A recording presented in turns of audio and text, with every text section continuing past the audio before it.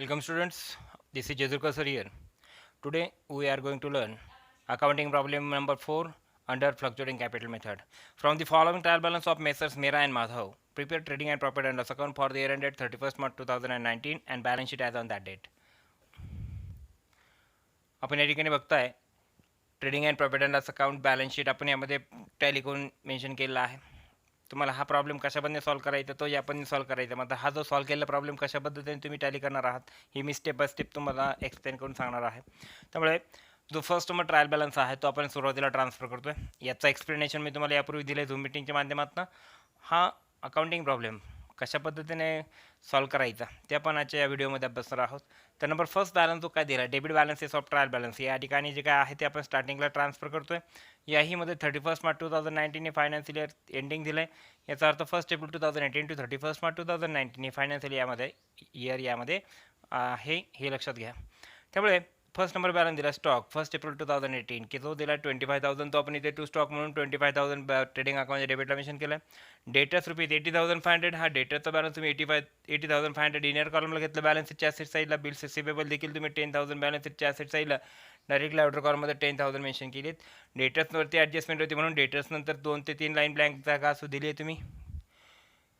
Number next आहे purchases rupees 2,08,500. Purchases काय एक प्रकारचा एक्सपेन्स आहे, डायरेक्ट एक्सपेन्स म्हणून परचेसेसला आपण ट्रेडिंग अकाउंट डेबिटला इनर कॉलमला मेन्शन केलं 2,08,500. रिटर्न्स, आता हा रिटर्नचा जो बॅलन्स आहे डेबिट बॅलन्स आहे हा याला काय म्हणायचं सेल्स रिटर्न किंवा रिटर्न इनवर्ड म्हणता तुम्ही त्याला. ते सेल्स रिटर्न होत्या का सेल्समधून तुम्ही काय करता लेस करता 1,000 याप्रमाणे. Number next carriage inward rupees 3,000. Carriage inward हा डायरेक्ट एक्सपेन्स आहे म्हणून ट्रेडिंग अकाउंट डेबिटला टू कॅरेज इनवर्ड याप्रमाणे 3,000 इन आउटर कॉलमला डायरेक्टली मेन्शन करायचे. मग कॅरेज आउटवर्ड हा देखील एक्सपेन्स आहे मात्र इनडायरेक्ट एक्सपेन्स आहे. मग कॅरेज आउटवर्ड आपण ट्रान्सफर करतो profit and loss account debit साईडला रुपीज 4,500 डायरेक्टली आउटर कॉलममध्ये. नंबर नेक्स्ट आहे motor vehicle. Motor vehicle 55,000. Motor vehicle काय आहे एक प्रकारची ॲसेट आहे म्हणून मोटार व्हेकल आपण बॅलन्स शीटच्या ॲसेट साईडला डायरेक्टली आउटर कॉलमला ट्रान्सफर करतोय. Number next general expenses. General expense हा इनडायरेक्ट एक्सपेन्स आहे म्हणून trading profit and loss account डेबिटला to general expense rupees 1,800 directly transfer करायचे आउटर कॉलममध्ये.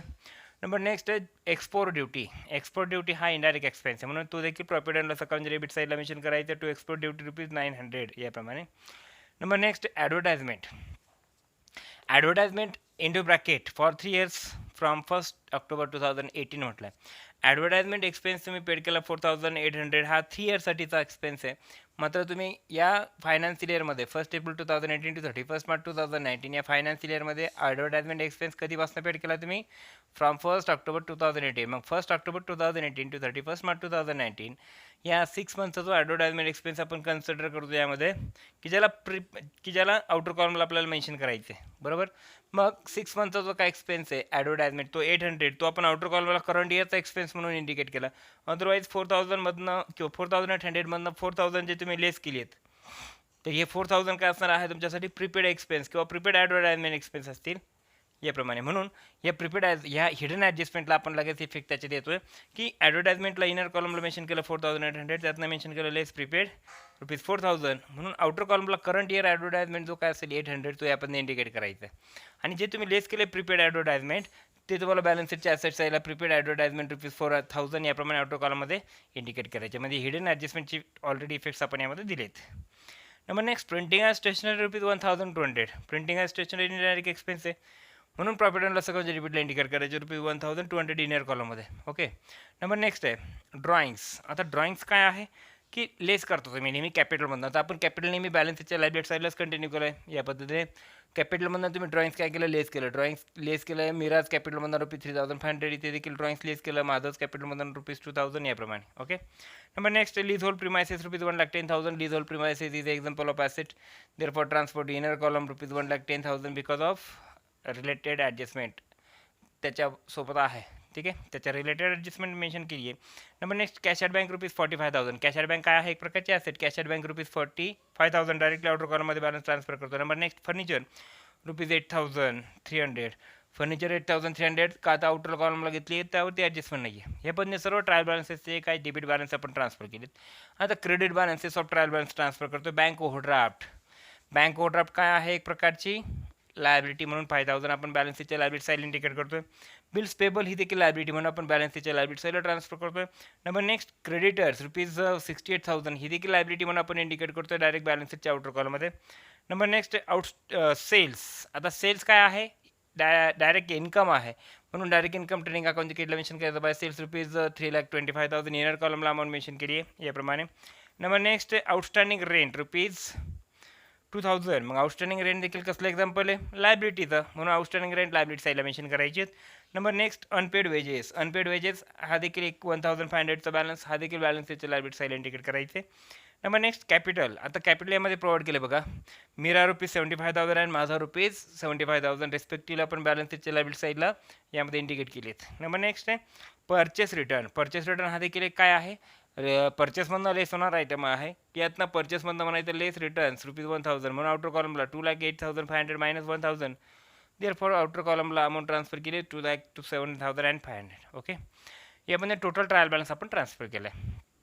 आता ॲडजस्टमेंट्स आपण ट्रान्सफर करूयात. फर्स्ट नंबर स्टेज आपण कंप्लीट केली. नंबर सेकंड स्टेज आपण करतोय given the effects of trial adjustments. Number first आहे closing stock is valued at rupees 32,000. Closing स्टॉकच्या ॲडजस्टमेंटची इफेक्ट दिला आता 2. एक तर असेल credit side trading account by closing stock rupees 32,000. हा फर्स्ट नंबर इफेक्ट तुम्हाला समजला आहे. आणि याचा सेकंड नंबर इफेक्ट देताय तुम्ही बॅलन्स शीटच्या ॲसेट साईडला closing stock rupees 32,000. Okay, adjustment number फर्स्टचे 2 effects credit side of trading account asset side of balance sheet, ते याप्रमाणे मेन्शन करायचं. Adjustment number second provide provision for doubtful debts rupees 2,000. Doubtful debts होते 2,000, म्हणून तुम्ही आरडीडीची adjustment येईल. आरडीडीची adjustment म्हणूयात की आरडीडीचे 2 इफेक्ट देतो आपण, लेस फ्रॉम डेटर्स आणि debit side of profit and loss account. म्हणून डेटर्समध्ये तुम्हाला आरडीडी काय करायची? 2,000 रुपयाची लेस करायची. मग 80,500 मायनस 2,000 इनरलाच अमाऊंट मेन्शन करायची 78,500. जे आरडीडी तुम्ही 2,000 लेस केली आहेत तेच आपल्याला प्रॉफिट अँड लॉस अकाउंटच्या डेबिटला मेन्शन करायची to RDD account rupees 2,000. Okay, adjust number second काय आली आहे? Less from debtors debit side of profit and loss account, याप्रमाणे इफेक्ट तुम्हाला 2,000ची द्यायची आहेत. ॲडजस्ट नंबर सेकंड तुम्हाला समजली. Adjust number third create reserve for discount on debtors at the rate 3%. Discount on डेटरची ॲडजस्टमेंट 2 इफेक्ट्स काय असतात नेहमी? Less from debtors and debit side of profit and loss account. मग डेटर्समधून तुम्ही काय करता? Reserve for discount on debtors at the rate 3%. मग 78,500 जी amount राहिली डेटर्सची त्यावरती तुम्ही 3% चार्ज केला डिस्काउंट, तर मिळतो किती? 2,355. म्हणून 78,500 मायनस 2,355, म्हणून आउटरला अमाऊंट ट्रान्सफर करायची 76,145. ओके, डेटाच्या आउटरला अमाऊंट गेली 76,145. हा फर्स्ट नंबर इफेक्ट झाला. आणि या डिस्काउंट ऑन डेटरच्या ॲडजस्टमेंटचा सेकंड नंबर इफेक्ट हा बिझनेसचा लॉस आहे. डिस्काउंट देता तुम्ही डेटर्सला, ज्यांच्याकडनं पैसे घ्यायचे त्यांना तुम्ही डिस्काउंट देता, म्हणजे हा पार्टनरशिप फर्मचा लॉस आहे. म्हणून तो प्रॉफिट अँड लॉस अकाउंटच्या डेबिटला इंडिकेट करायचं to reserve for discount on debtors rupees 2,355. Okay, adjust number तुम्हाला थर्ड का आली आहे. Adjust number 4 value of lease hold premises on 31 March 2019 rupees 1,00,000. Lease hold प्रिमायसेसची जी व्हॅल्यू आहे ती काय झाली आहे? रुपीज 1,00,000 मेन्शन झाली आहे. तिचं रिव्हॅल्युएशन झालं आहे, नूतनीकरण झालं की लीज होल्ड प्रिमायसेसची व्हॅल्यू होती 1,10,000, मात्र 31 मार्च 2019ला तिची व्हॅल्यू झाली 1,00,000. याचा अर्थ करंट इयरमध्ये किंवा करंट इयरच्या एंडिंगला रिव्हॅल्युएशन झालं आहे, ॲसेटची व्हॅल्यू काय झाली? रिड्यूस झाली आहे.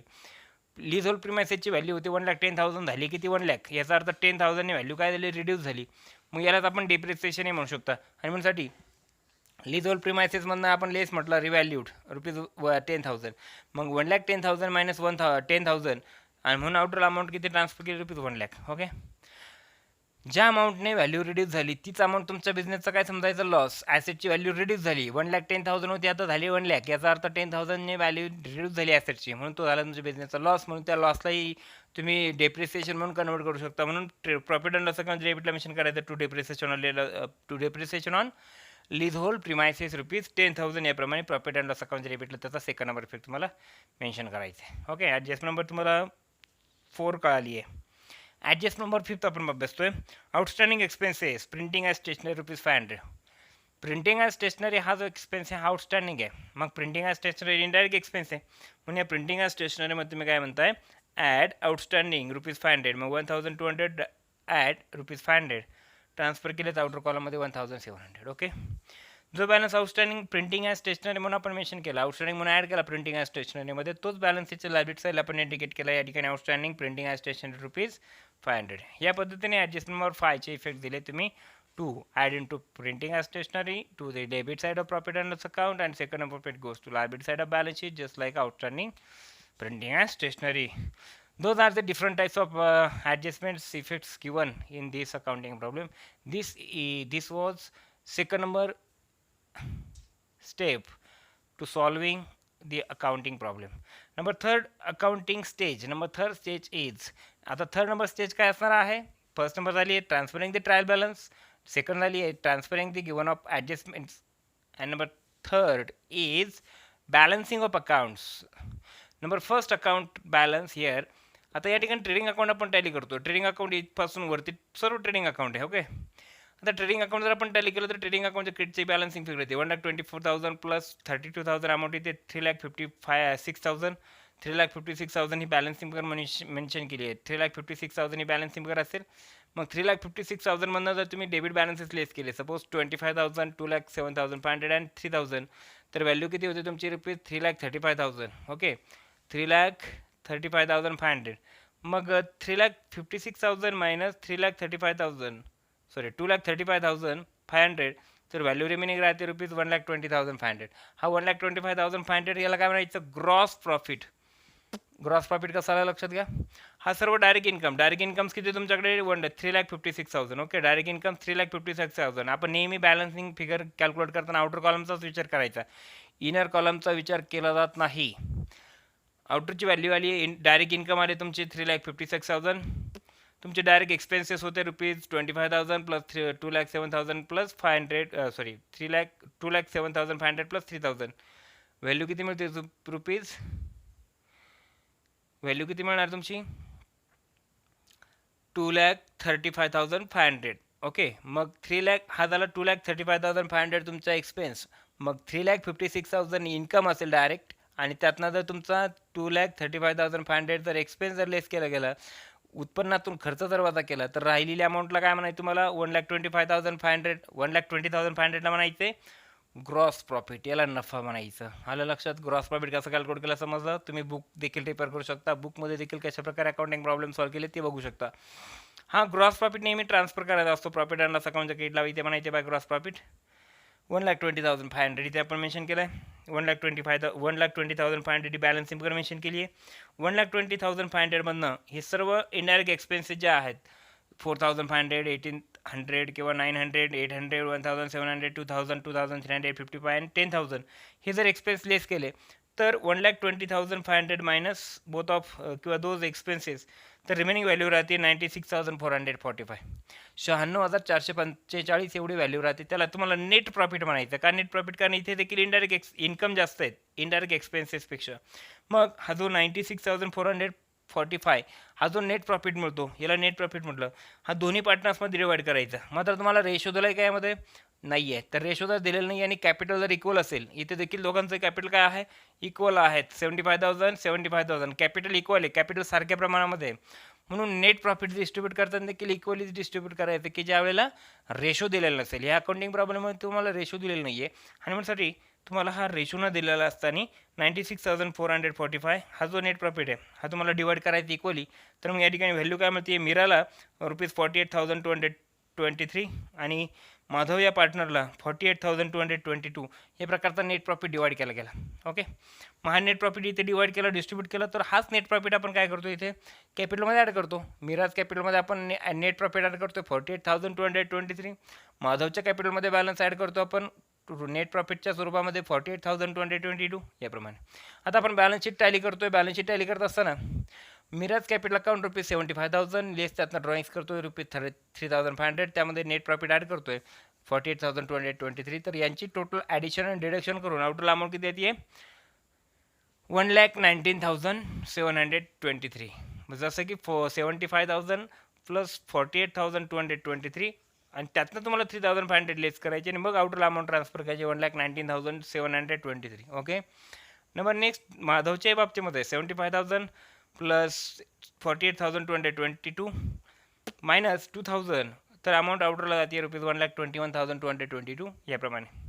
आणि आता रिमेनिंग बॅलन्सेस जे असतील ते याप्रमाणे, जसं की या ठिकाणी 5,000, 12,500, 68,000, 2,000, 1,500 आणि इकडे 500. या सर्व बॅलन्स शीटचे लायबिलिटी त्याची टोटल आली रुपये 3,30,445. ठीक आहे. आता बॅलन्स शीटच्या ॲसेटची जर आपण बॅलन्सिंग बघितली तर ती देखील तेवढीच येते रुपये 3,30,445. मात्र सर्व अमाऊंट्स आउटर कॉलमला गेल्या पाहिजेत आणि आउटर कॉलमचीच बॅलन्सिंग फिगर तुम्हाला त्यामध्ये इंडिकेट करायची.